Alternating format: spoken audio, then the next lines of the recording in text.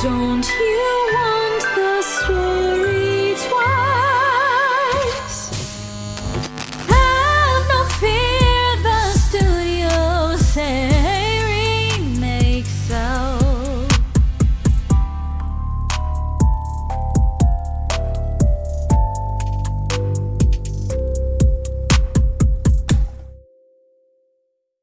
I have hit record. I'm so proud of you. I Thank too have hit you. record. I've really been I've gone too long without someone being patronizing to me, and so I just want to take a moment and thank you personally for just being a bitch. Me, Mariana? Yeah. I have not been patronizing to you. Just now you were like, I'm happy for you. Well, I'm happy That was for you. patronizing, and I appreciated it. Everyone, here's the thing about working at a nonprofit. Everyone's so fucking nice. Ugh. Hello and welcome to Once More with Feeling, podcast about great original movies and their often not so great remakes. Although today we'll talk about it. I wouldn't call it. Yeah, I would call it not so great. It's a Yeah. not so great remake for sure. Yeah. Well, today it's our last day of our little mini season for the live action Disneys. It's our it's our last Disney remake, period. Yeah. Until we do Mary Poppins in a couple months. When we Okay. realize we've gone too long without giving the patrons anything. And just throw that on there with care and thoughtfulness. Hang on, give me 1 second. Rita, Okay. lie the fuck down. God damn it. I'm annoyed enough today. Rita, lie down. Oh, man. Poor Rita. She's going a little senile, I think. Aww. She does that dog thing where that old dog pacing, you know? Yeah. Where she just like forgets where she is or what she wants to do or where she wants to go, or like she's got a little bit of, she's pretty stiff and she definitely has some arthritis, but mostly she just kind of wanders, and a little bit of nail clacking on the microphone is fine, but it's getting out of hand. Okay, proceed. Of course, today we are talking about the classic 1975 movie Escape to Witch Mountain and the 2009 remake Race to Witch Mountain, which always held a special place in my memory for reasons we'll get into. Race And to Witch now- Mountain did? Yeah, Race to Witch Mountain. And now Interesting. does not hold that place anymore now that I've seen it again. Did you ever watch the original when you were a kid? No, I didn't. I did. I remember a couple scenes pretty distinctly, which we can get to. Let's just get into it. Yeah. No guests today. We're not special enough. It can't be guests all the time. 1975, when the movie came out. Here's a little bit about 1975. There's the continuing fallout of the Watergate scandal. Some political operatives go to jail. It's crazy. The Vietnam War finally officially ends with the fall of Saigon, although the U.S. mostly withdrew its forces 2 years earlier in 1973. Microsoft is founded. The Cambodian genocide starts. Oh, God, I'm wearing glasses right now. Oh, no. Ugh. What? Does that mark you as an intellectual and a target of the Cambodian genocide? Is Yeah. that your reference? Okay, That's just was making the sure. reference. In the Cambodian genocide, for those who didn't get it, one of the people that they genocided was everyone who wore glasses. Yeah, it was rough. Yeah. Really bad shit. Shit can get so much worse. Yeah. You know? What's crazy about the Cambodian genocide? It was so bad that Vietnam, right after winning its war, invaded Cambodia and was like, no, stop. Bad. To beat the Khmer Rouge. Anyway, Really bad. Portugal starts or continues to relinquish its colonial holdings in Africa. There's a big independence war in Angola, and Portugal, along with a lot of other, big former colonial powers, are like, fuck it, go free. Capo Verde is freed this year, and only 51 years later produces my favorite team in the World Cup of They're all time. amazing. Just world-class underdog. I do want to reiterate that I will be trying to go to Cape Verde for the honeymoon of me and my wonderful Really? girlfriend. Are you really? Yeah. I That's mean, great. we'll this talk World about Cup it. I has think she's been on board. incredible for that country. I know. I'm so happy for them. Shout out See, to that wasn't Vosinia. patronizing. No, not at all. Shout out to Vosinia, who I think like Vigentupled his Instagram followers. I'm pretty sure that means 20 times did. What else happens? Gerald Ford has 2 assassination attempts in like 3 weeks in Jesus. September of this year. What One- Ford? I Yeah. don't think I knew about either of those. Yeah, one from a Mansonette and one from an accountant / FBI informant. Oh my god. That's pretty wild. The Thrilla in Manila occurs. That is the 3rd fight between Muhammad Ali and Joe Frazier. I think the other one's, of course, Rumble in the Jungle. And then the second one. The Spanish transition to democracy begins when Ferdinand retires because he's too sick. Something called the Third Cod War starts between the UK and Iceland, which was a series of naval encounters over like fishing rights and stuff. And like, you know, a boat would drive over fishing lines and cut the lines. I don't know. Iceland won. That's hilarious. Well, I can talk about the top 10 movies in a bit. I think Jaws came out the year before, 1974, and it remains the highest grossing movie of 1975 by a lot. Although I think that count included the money it made the year before. Whatever. So here's Escape to Witch Mountain. Here's the synopsis for those who have not watched the movie. It's 2 little blonde siblings, Tony and Tia. Their foster parents literally just died. The opening scene is them like riding in a CPS van to an orphanage. And now they're at an orphanage, and we find out they're psychic when they beat up a bully. It's also like the most, I don't know, like idealized orphanage you've ever seen. Yeah. One wonders where all these kids are coming from. But on the other hand, like all these It's a kids are summer in camp. basically the same age group. Yeah, it is basically a summer camp. Like it's like extremely well-funded orphanage that like actually cares for its kids. There's like the one mention by the bully of like, you better watch out when she catches you missing class, because then you'll have to write a 500-word essay. And that's the only like orphanage bad moment. On a field trip to go see Snow White and the Seven Dwarfs, Tia warns a rich lawyer about an impending car crash, and then it happens, and the rich lawyer is like, oh my god. And then he talks to his rich boss, and his rich boss gets the lawyer to pretend to be the siblings' uncle so that the boss can exploit their gifts to find like oil deposits and stock prices and other capital building things. Also, Tia, that's the sister, who's like much more impressive of the two, keeps having flashbacks of an ocean-based disaster where their real uncle died. So the kids move in with the rich uncle in the rich boss's house, but then they realize it's just something's up, something's going on, and they escape. The girl, Tia, who again, really, movie could have happened without Tony. He didn't do anything. She has this like big fucking lunchbox strapped to her arm that has this like these 2 stars on it, and it's called a star box. And someone gives it a light, Start case. Whatever. Someone gives it like a light tap, and it breaks, and there's a map very poorly hidden right under the stars.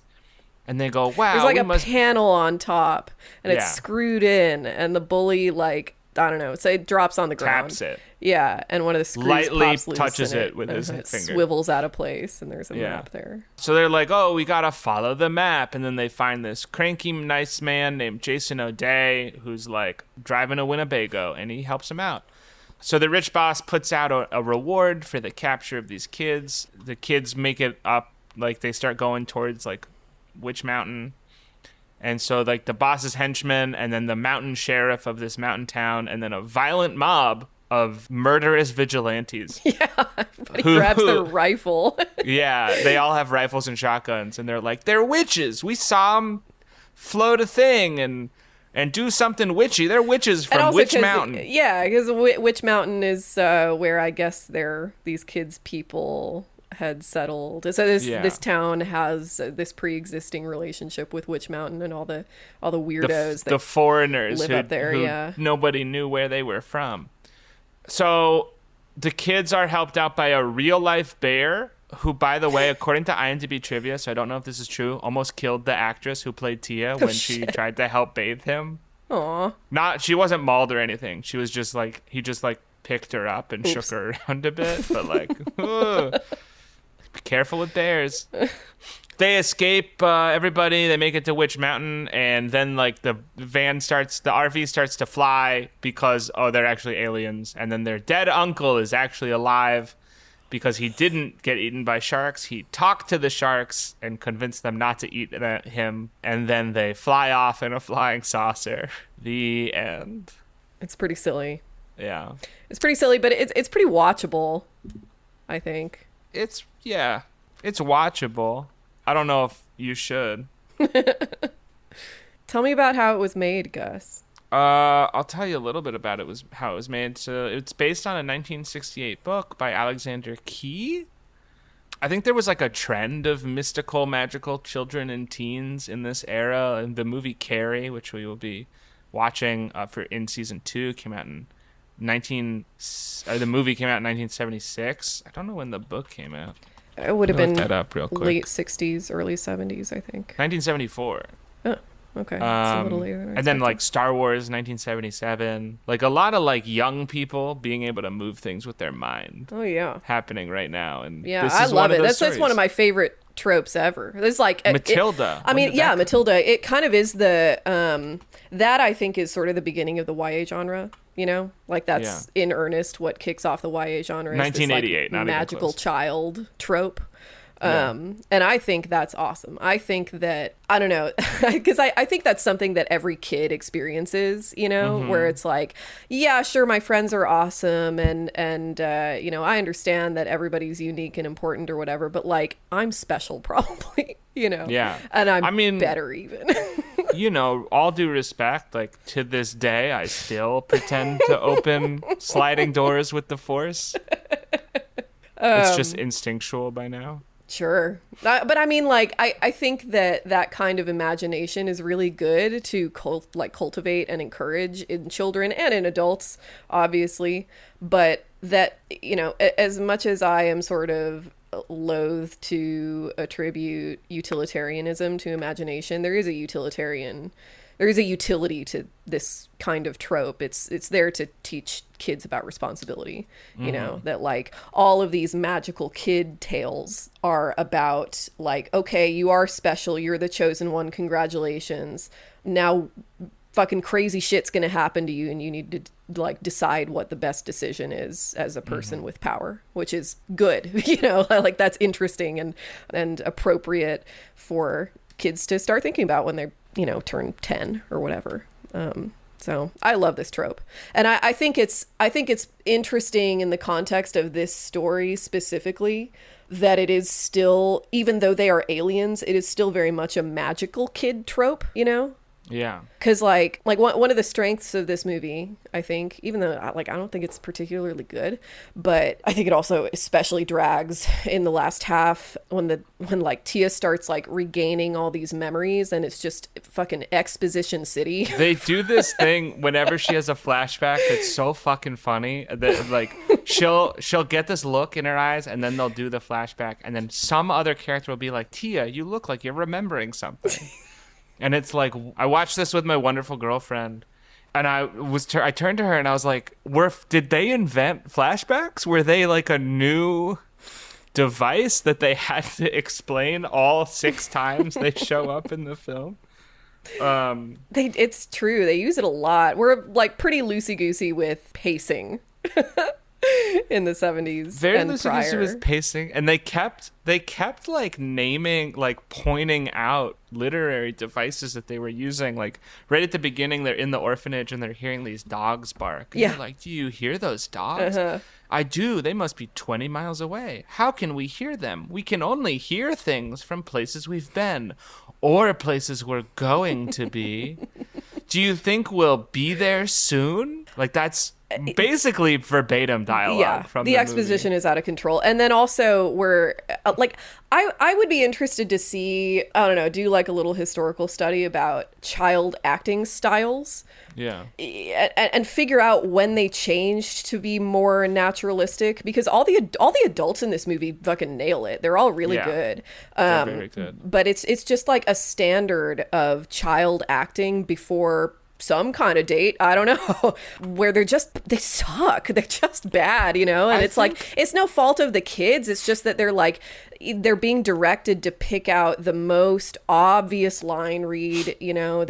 I don't know. It's not. But I think it's also like, because I have not seen Taxi Driver, so I should stop referencing it. But I do know that Jodie Foster was 12 in it. Mm-hmm. Taxi Driver came out, the year after this one. Mm-hmm. And I think Jodie Foster was very good in it. Yes. But again, she have not seen the movie. Maybe that's it. Maybe the 70s is when it changes. Yeah. You know? But we also know that Jodie Foster was not that good in Freaky Friday, nope. which came out a year after Taxi Driver. So I think it's like, yes, child actors in general used to be fucking ass. I mean, used to be pretty bad. But I think like the Disney style in particular was not good, because like this movie, Escape to Witch Mountain, I don't think it's not emblematic of like filmmaking in the 70s, which was super good. It's emblematic of Disney movies in the 70s, which was brought up in a lot of the reviews I read. Mm-hmm. Roger Ebert, who gave it 2 stars, but still liked it well enough. He called it fun and cheerfully implausible. He said Escape to Witch Mountain, as well as The World's Greatest Athlete and, I'm told, though I didn't see it, The Strongest Man in the World. These are all like Disney movies that came out really close together in like 75, 74, seem to indicate that the Disney studio has snapped out of its doldrums and returned to the business of making movies with life and spirit. So, like, in this review, and if you remember, like, the Pete's Dragons reviews, mm-hmm. and I think also the Freaky Fridays reviews, like, Disney movies were a kind of movie that they made, and it was like this. It was, like, a little cheesy, bad acting from the kids, some, like, pretty successful movie star past their prime, got paid pretty well. And then they just kind of throw it together and do it. I saw another thing on IMDb Trivia, which I didn't put in the notes because I had no way of verifying it. But the director for Escape to Witch Mountain is a guy named John Hugh. John Hugh's previous movies were called Twins of Evil, which is a horror movie starring former Playboy Playmate twins, Madeline and Mary Collinson, and then The Legend of Hell House, also a horror movie. He was a horror director who was hired to do a kids movie, and I saw on this IMDb thingy that Disney wanted to sort of break their post-Walt slump of like these cheesy, shitty kids movies and do like something a little edgy and a little weird. And they didn't succeed. But that's why they hired John, is they supposedly watched The Legend of Hell House. I mean, I will say that it is definitely more kind of like edgy and weird than Pete's Dragon. That's true.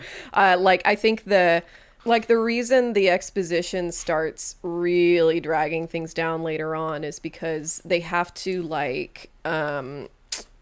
I don't know, there's a lot to explain about these kids, truthfully, but by then it's more the RV guy's story and it's less the kids' story. Like when they're I will tolerate a lot of the exposition when they're actually in the orphanage and talking to each other, even though it's so like they keep doing this thing about like, oh, how could anybody have found out that we have special powers when they're like moving shit in front of everybody and like talking to animals and stuff. It's like, you're not even trying to hide it. What do you mean? But like the whole conversation about the dogs, I think is like a pretty interesting narrative device, because it sets up a little mystery, like there's a bunch of little mysteries that are all solved within the next like 15 minutes. But then eventually those just stop. And that's kind of when it falls apart for me. At the end of the day, it is extremely a kid's movie. Yeah. With it's like a kid power fantasy, and then all of the actual storytelling, like you said, is with the O'Day guy, the RV driver. And it's not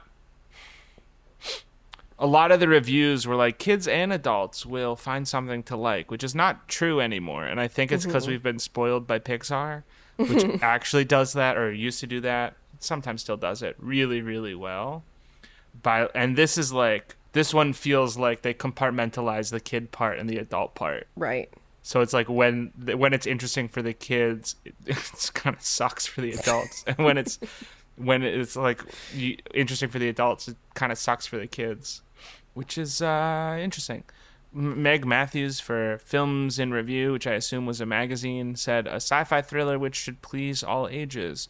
Charles Champlin of the LA Times called it the freshest and most engaging of the Disney non-musical live-action films in a long time. Again, Disney films specifically. Judith Christ of New York Magazine said it had wonderful fights of fancy and bits of sci-fi. Gene Siskel for the Chicago Tribune gave it 3 stars, one more than Ebert, and said, compared to other recent Disney live-action features, Witch Mountain is something special. Only rarely is it juvenile. So, again, these movies, like, even at the time, existed in really only in comparison to other Disney movies. Yeah. Which I think is so interesting. It is interesting. I mean, it's also interesting to think about how that parallels to how critics are behaving today, where it seems like every movie is also compared to this sort of like... it is still compared to the Disney standard, but but like the Disney standard is now like has consumed everything, so it's just the standard now, you know. And so like maybe that's the key to our mystery about why critics have just sort of abandoned their jobs is because like their standards have lowered so much because it's just that Disney owns everything, and that's the only movies that we consider. The invite legitimate. Is interesting, but I don't see how it set up a broader cinematic The movie, I'm guessing the budget was in the 5 to 10 million range. I know that's a very big range, but I couldn't find a budget number for this. But I know that like Freaky Friday, I looked at like the budget for Freaky Friday and the budget for Pete's Dragons, which are comparable films to like the style of this movie, and I think Freaky Friday was 5 million and Pete's Dragon was 10 million. So probably in that range. They made a profit, like 20 million roughly at the box office. And obviously successful enough that they made a sequel to this film 3 years later with much of the original cast returning. It's very pretty. It is pretty. It is very pretty. It makes Northern California look... I was going to say it makes it look gorgeous, but I was just in Northern California, and it is gorgeous. It just is gorgeous. A lot of this is shot on the PCH, pretty obviously. Pebble Beach and, like, Carmel. It's beautiful. Yeah, all the parts that now is exclusively, like, the only people who live there are, like, tech executives. Yeah, you used to have ranches. Some of the, like, moments in the film, like, there's this puppet show that the kids... do with their magic powers when they first move in with Daddy Warbucks. That's really cool.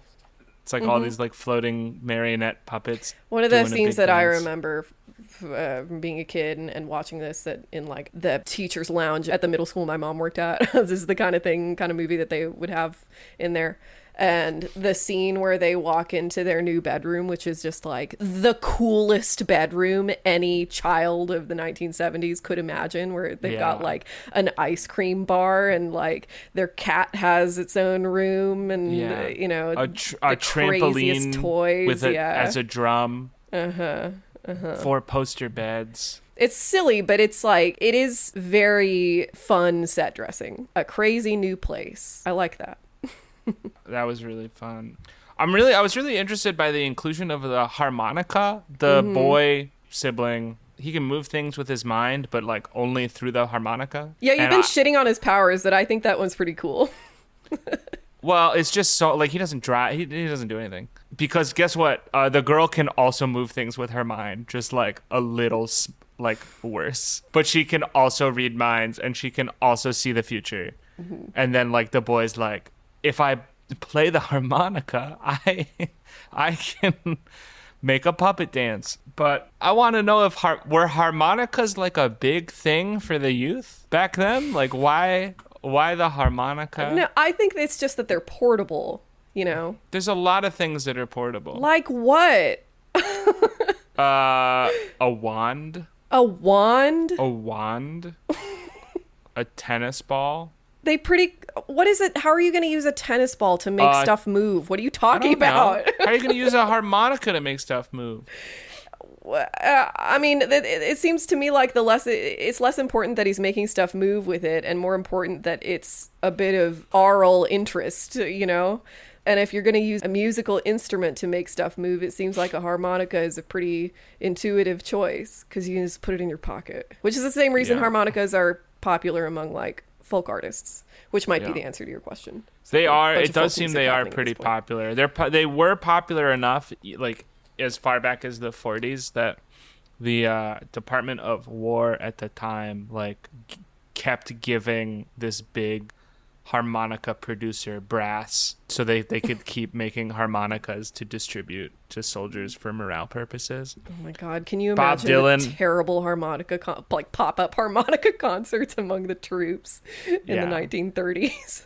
1940s. 40s. When do you think World War II happened? I just misspoke, Gus. It happens. When do you think it happened?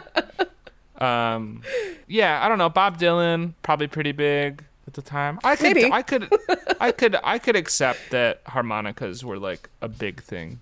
Yeah. Back in the day. Do you have anything else to talk about with this one? With this one, this is gonna be a shorter episode. I don't know. It's already been half an hour. That seems about right. No, nothing else to say. It's an okay movie. It's fine. Yeah. It's got some good 70s vibes. It made me kind of California nostalgic. Yeah. It's an okay movie. Yeah. Before we talk about the next one, big shout out, thank you to the patrons, because we are still not sponsored, because we don't wanna be. Reverse psychology. Thank you so much to the several patrons who signed up since last time. Diu, Ex Machina, Jalnik, Vectoid, Sarita, and then William Campman. I think we're getting back into it. Iggy D, Ignignio. God damn it. That one's also my mom, Brassica brother. Okay, now we're into it. You're all wonderful. You're good people. I mean, you might not be good people, but we like you. Your mom has 2 Patreon accounts? No, the one is literally the name that this person put. Is literally, that one's also my mom. Okay. Which, like, great reference. Shout out to the longtime fan becoming a patron in year 2. I like it. I like that storyline. And you got Mariana, so that's good job. Let's talk about the new one. Race to Witch Mountain. Let's talk about the movie that, looking back on it, really sort of lodged a big ol' appreciation for small blonde girls into 15-year-old Gus's mind. Spoilers on why I remember this movie so well. So here's a quick synopsis. We start with this very sci-fi action type opening credits sequence, which we don't really seem to get anymore. I wonder when that stopped. When we stopped having to have like 5 minutes at the top of the movie to tell you everybody who worked on it with a bunch of motion graphics to keep your attention. But this is 2009, so we are squarely within that like 5-6 year period of time where movies were just bad and we all accepted it. I did, yeah. Having watched this movie, here's my very legitimate theory for why movies were bad for a little bit. The Bourne movie came out and everyone was like, holy fuck, and nobody had the talent to shoot a movie like that was also good. That makes sense, actually. Yeah, because there is a definite difference in pacing between that period when movies were just bad and before and after, when it seems like, the sort of pacing formula kind of solidified and it was just sort of decided what audiences would tolerate and what they wouldn't. I liked watching this very, very 70s movie, partly because it just felt like it wasn't in a huge rush to get anywhere, Yeah. I like that. It's nice. It has been really nice to like going back to these older movies being like, wow, you really could take your time. You can just do nothing for a while, and as long as it looks nice, it's still engaging. Yeah, it's weird. Okay, so anyway, so after the credits end, A spaceship crashes in the desert and is immediately swarmed by these vaguely menacing government agent looking type guys. Yeah. Meanwhile, a cab driver named Jack Bruno, who is of course played by Dwayne The Rock Johnson. Dwayne The Rock Johnson. And this is notable because this is the first rock movie that I ever saw, I think. Yeah, a very early acting rock movie. The ones before this would have been Scorpion King was before this, and then The Mummy, or I guess it's The Mummy Returns was the first one that he was in. Was he in Mummy Returns? Yeah, he's the Scorpion King. I thought there was like a different Scorpion King movie. There is. It's terrible. But yeah, he's the Scorpion King, and I think in The Mummy Returns. It's got to be because the third one is completely different. And that one's a lot of fun because he's I think he's only in person in that movie for a couple scenes toward the beginning, and then every time he reappears he's completely CG. It's very, very strange. It looks terrible. When was Skyscraper in his oeuvre? I don't know. Do you remember Skyscraper?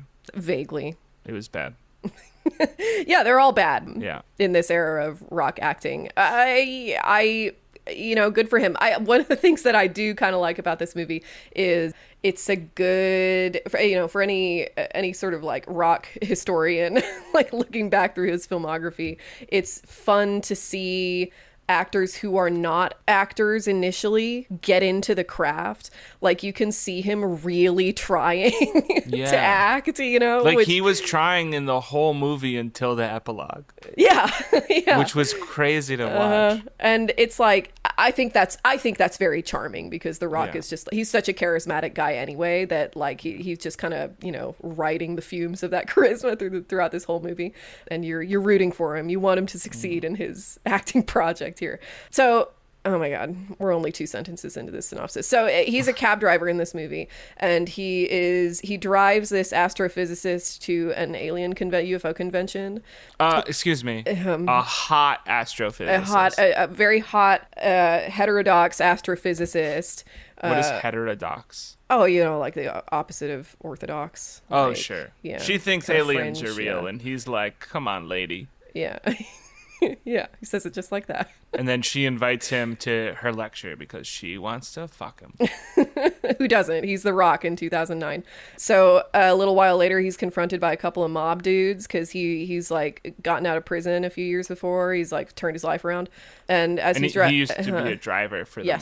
Yes. Yeah. And as he's driving away from these guys, he suddenly realizes that there appear to be 2 Hitler Youth Camp counselors in the backseat. These 2 like very blonde, very severe looking teenagers. They speak very formally. They introduce themselves as Sarah and Seth, and they had him a wad of cash to drive them to an abandoned house. On the way, they're attacked by more vaguely menacing government agents, but Seth stands in front of the car and it crashes into him like he's a fucking steel beam because he's invincible. Because he can change his molecular density at will. Yeah. That's his power in this movie. It's better than playing harmonica really well. So they escape and they get to the house where the kids retrieve some kind of important spaceship component, and everybody's attacked again, this time by another alien. Jack takes them to the UFO convention. They find the astrophysicist, whose name is Alex, played by Carla. Is her last name Gugino, or is there a soft G? And I don't know. I don't know. I should have looked up. Carla, sea dog. Can you tell I'm tired? I'm tired too. So she agrees to help them, and the kids explain that there's a big, like, kind of brewing civil war on their home planet about whether to invade Earth or not because their own planet is dying, but that a new technology that, like, some researchers have synthesized on Earth has the solution to fixing their planet. So that's what they're here to get. It's it's pretty explicit that their planet is basically experiencing the kind of accelerated climate change that we're due for in a few decades, give or take. So they visit another UFO convention guy who tells them their spaceship is at a place called Witch Mountain. Oh shit, that's the title of the movie. And then they're attacked again. So they take that guard. That's Cheech, right? The other UFO guy? No. Chong? No. Which one's Cheech? He plays this car mechanic earlier in the movie. Oh, that's him. Yeah. Kind of never comes back, I'm stupid. So this other UFO convention guy, after they get attacked, they take that guy's RV and continue the journey. And now they're in an RV. It's just like the original. Oh my God. Yeah. That's the RV. It has the same W Winnebago symbol. Kind of cute. Cute reference. I appreciate it. I noticed. I liked it. Yeah.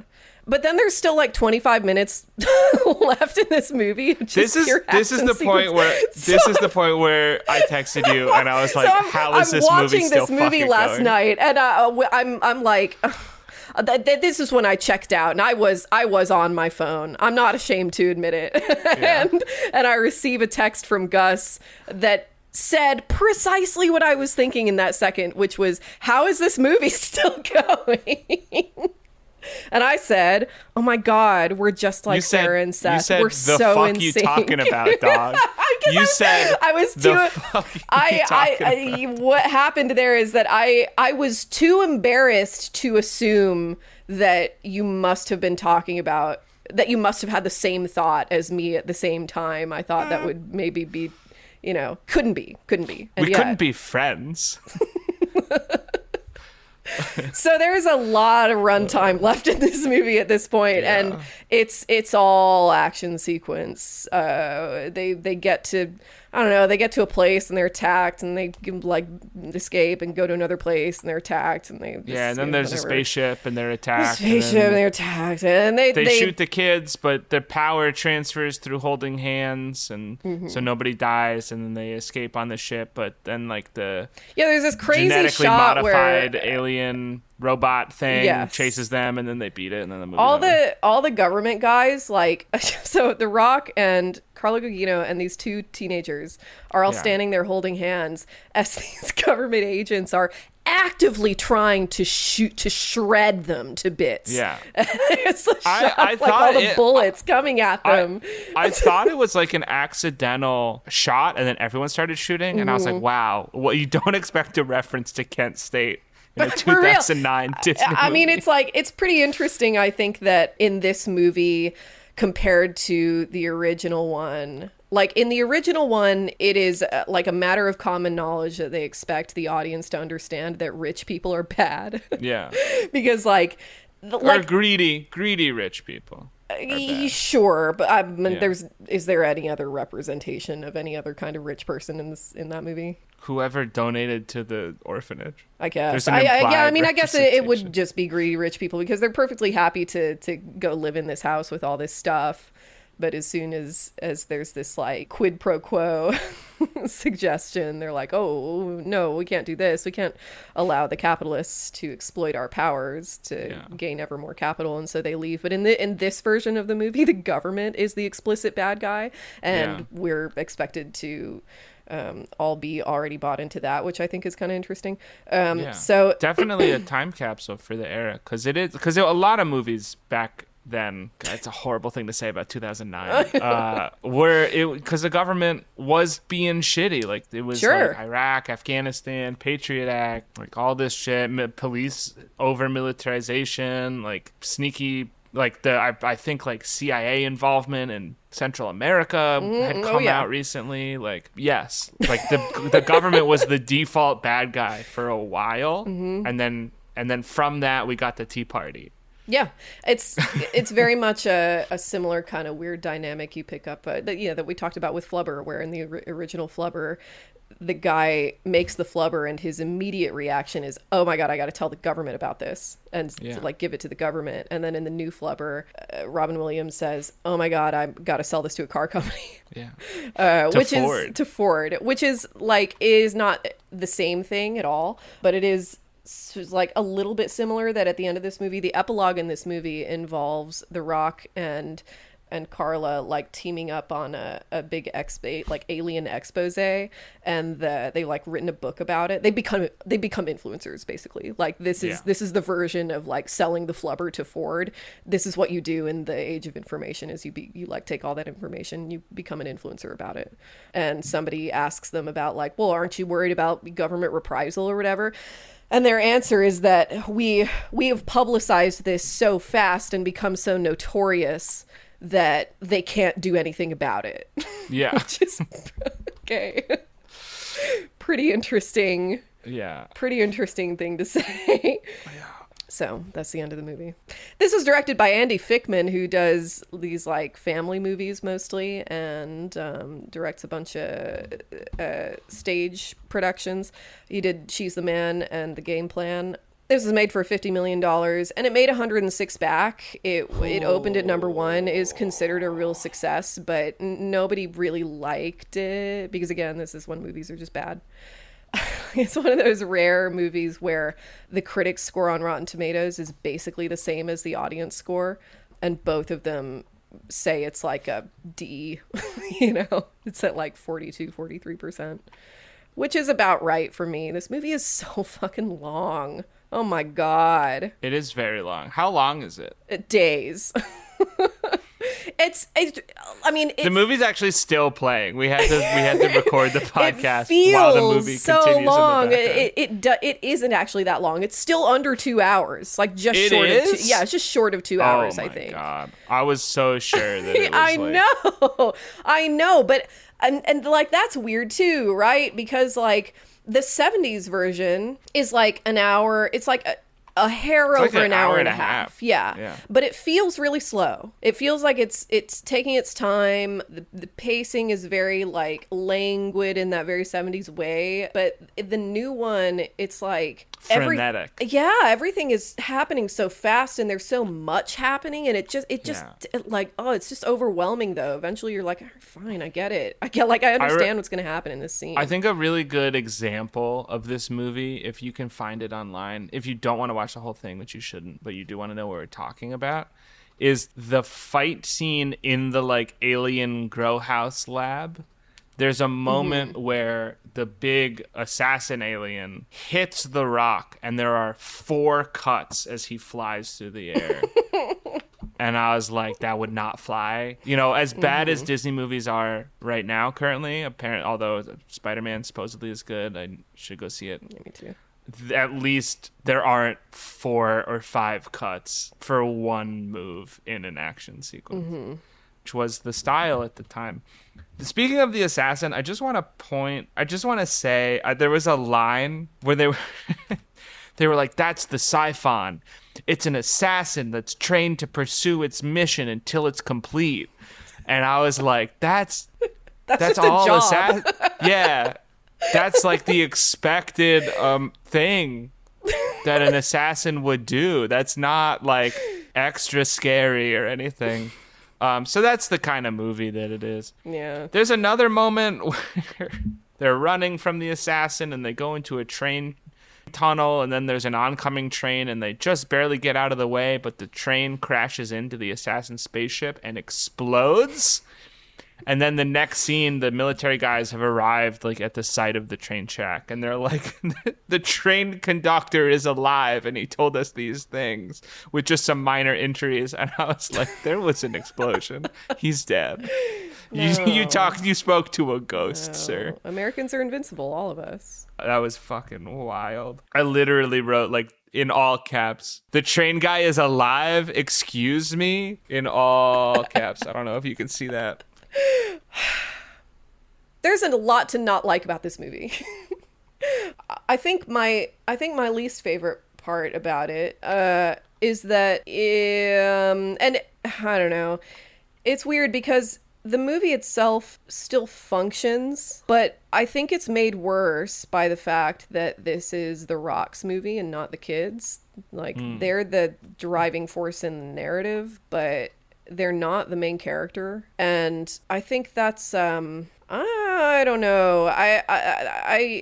I guess I'm having trouble articulating the weirdness I'm detecting between how kids movies are made in this era, circa 2009, and through when everything today, is an action movie. when everything is an action movie, compared to what the original is doing, which is trying to be a kids power fantasy. It's a fantasy action movie for children specifically.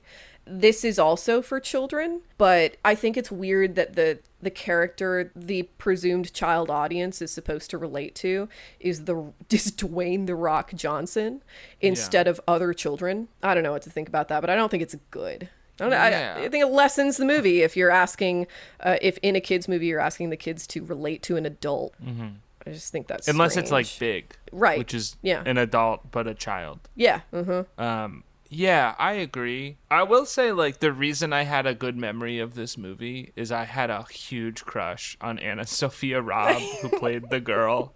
When I saw it, I thought she was so pretty. And so in my mind, like, and I kind of liked The Rock because, you know, it was back when he was still trying to act well. Mm-hmm. And so I remembered this movie much better than it was. Yeah, it's not great. No, and it's just like... It does. I don't know. I don't know. There are things that are competent about it that compare favorably to how a lot of similar movies that are made for $15 million look 50. Today. That's what I said. Oh, okay. Yeah. I thought you said 15. It did sound a little bit like I said 15. Okay. Yeah, I'll grant. $50 million. 50. 50. 0 0 0 0 0 0. Like, it is lit properly. Yeah. And like the sci-fi stuff looks very sci-fi, which is good. Yeah. The effects are only medium bad. Yeah. It's colored well. Mm-hmm. You know, it looks aesthetically like a kid's movie, which is good, I think. I don't think it is colored well. I think everything is so fucking yellow because it's in Vegas. It's in Nevada, it's Vegas, so it has like that desert filter. Well, yeah, but and it has it on everything. It does, so, like, and that is a problem with this movie, I think, also compared to the original, which again is very pretty.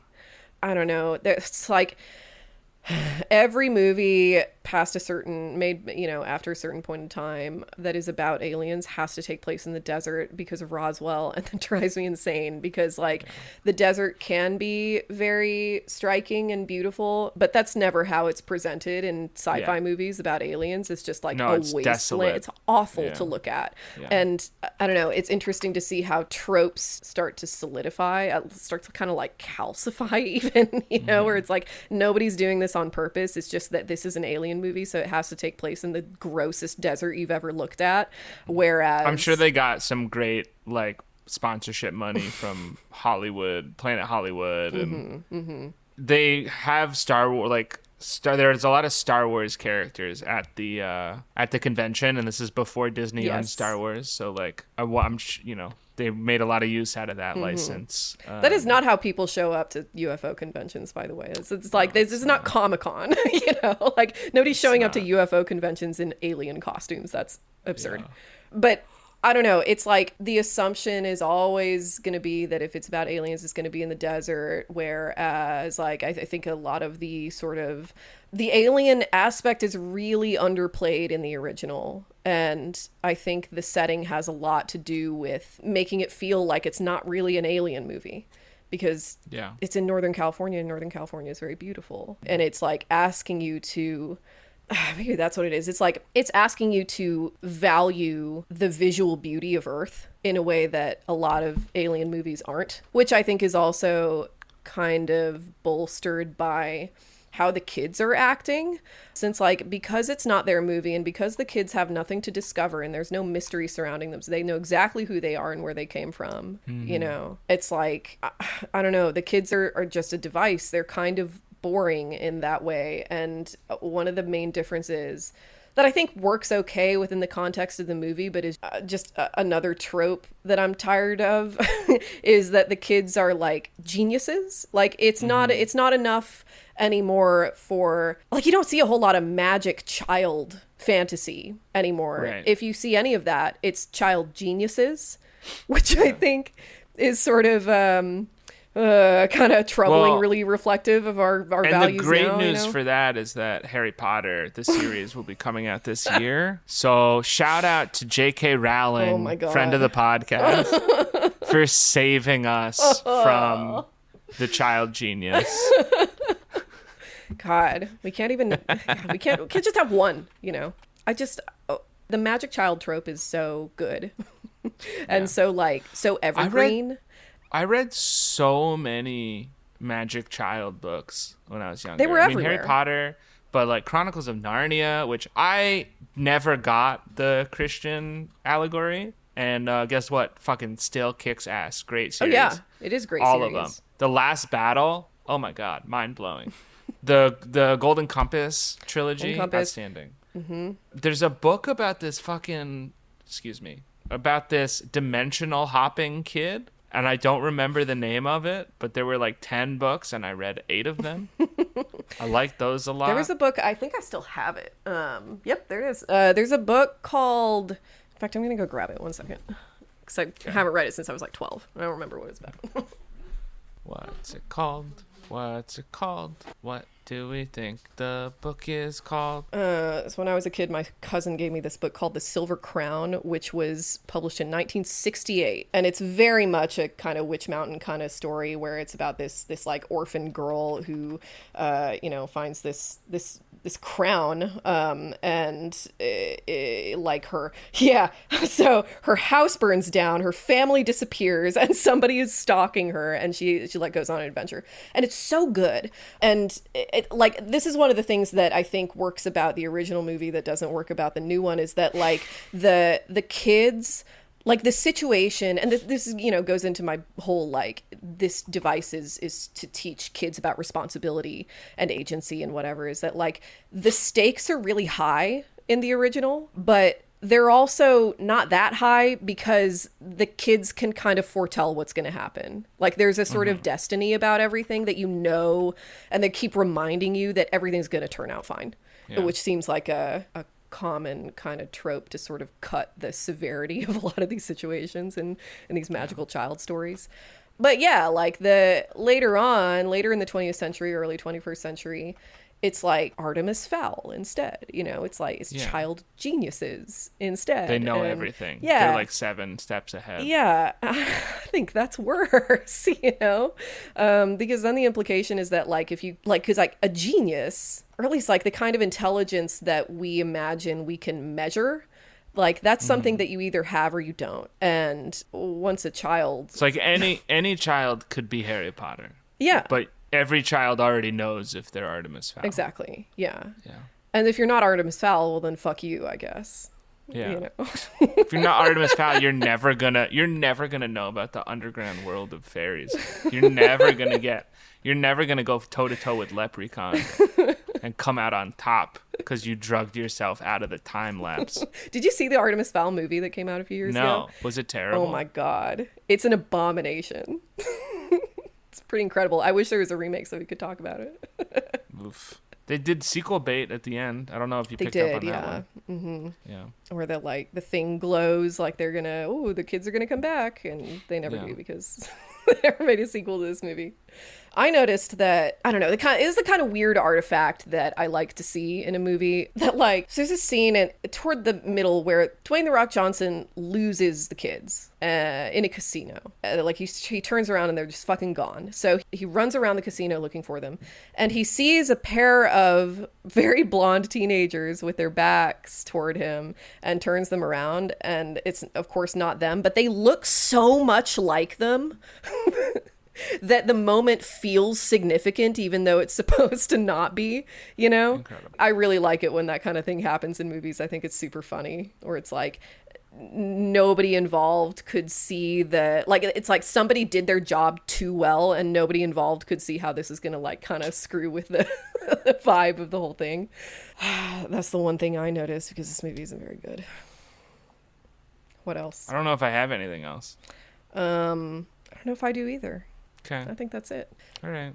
I had my short film premiere. Yeah. It went really well. I got so many laughs. There was actually a fan of the podcast there, which was so cool. Thank you for coming out. And they were like, they were like, you said on the podcast it would be in the middle of the pack with the rest of them, and I think that it was better than that. And I was like, yes, I agree. I think mine was second or third best, and it was really fun. I wish I could have been there. It was so cool. How were the other ones? The other shorts? They were fine. I mean, it's like any short film festival. Like, I think every block has like 1 or 2 that are just not good. Sure. but you like applaud the effort. One that's like pretty good but takes itself way too seriously. One that is just honestly like a great sketch that they've called a short film, and you are okay overlooking that because it was so much fun. And then just like a proof of concept that I really, really want to see like the full movie of, because I liked it so much. What was it about? Give it some publicity. It was, I mean, the full movie idea is basically like two brothers on a road trip to bring their sister's body home. And they're like in a limo and her coffin is in the back. And like, you know, it's classic. It's like one of them's put together, one of them's fallen apart. The proof concept was so good, and I like went up to the director after. I was like, "Tell me that you have like a full version of that movie because I want to see it so badly." Do they? They do, yeah. It was Yay. very much a proof of concept, and I think it could be really cool. I think it could be really good. So hopefully, they get more screenings and they get someone with money to give them like $3 million. That's not bad. $2.5 million. Yeah, that seems achievable. Yeah. But I liked it so much. Cool. Anything else? Well, I guess not. Might be our shortest episode. Yeah. It's okay. It's free. Dan, do firework noises. Shortest episode. All right. You gonna do the outro, or do you just, Oh, fuck. If are you just gonna say goodbye and leave? I forgot this wasn't a Patreon episode. Thanks so much for listening to the final Disney live-action remake episode of Once More with Feeling, a podcast. It's about, all horror from here on out. Yeah, it's all horror now. Yeah, and it's not going to be a Once- weekly thing. We gotta take a break from that. Yay, we get part of our life back. In 2 weeks. No, it'll be next week because this is coming out. It'll be the week after this one. We will be doing You will be doing Child's Play. Oh with, yes, that's gonna be so guest we're very cool. excited Oh about. man, talk about a good child actor. I'm so excited Yeah. to talk about Child's Play. That's gonna be And a really then fun one. That might be yeah. the first one that kind of freaks you out. We'll see. Oh, God. And then after that, I think it's Dawn of the Dead. Oh my god. Or Day of the Dead, I think, with a guest that I'm very excited about. And then we run dry on guests, so I gotta send out more emails. Thanks so much for listening to Once More with Feeling, a podcast about fine original movies and they're like not very good remakes. In this case, if you want to support us, you can check out our Patreon, which is linked in the show notes, and you'll get access to our Discord, which is like fun, and some of the Discord people have started playing video games together, which is super sick, super cool. And some bonus episodes when we make them. We're trying to do one a month at least. And then if you don't want to support us financially, but you do want to support us, gosh, social media, you can find it. It's there. Do a like, do a comment, do a subscribe. Force your friends to watch us. If you find like alien twins, tell them that Once More with Feeling is like the premier cultural exploit of all humanity. And then we'll get like billions of listens on a different planet, which I don't know if that tracks on that YouTube analytics, but good enough for me. We'll be back in next week with Child's Play. Do you have a recommendation for the people? Do I have a recommendation? No. Okay. I don't know. I watched The Odyssey. I didn't like it very much. We talked about The Odyssey a lot in our patron exclusive episode about Freakier Friday. How did that happen? I don't know. Oh, recommendation: get a pet. I got a cat a couple weeks ago. We rescued this little kitten that my friend found in her neighbor's chimney. He's so sweet. He's like the loveliest boy. He's so cute. We got him so many toys. I like cats now. Never liked cats before. That changed my mind real fast. Do you have a recommendation? I'm working on a new Tail Foundry video that I have to watch all the Toy Story movies for. So I watched the first 2 Toy Story movies a couple days ago, and they're really good. And if you haven't seen them in a long time, you should go check them out. They're pretty interesting. They're weird. The first Toy Story is really bizarre. Yes. It's super good, but it's like mean in a way that you know, a lot of kids movies now are not really willing to be, and I think that's pretty interesting. Yeah. Like Sid is forever fucked up. Like he's ruined as a human by the end of Toy Story 1. Yeah, Sid does not go on to do great things. Oh. Yeah, go watch Toy Story. Outro music. Outro music. Too often stripped of love, just LIP.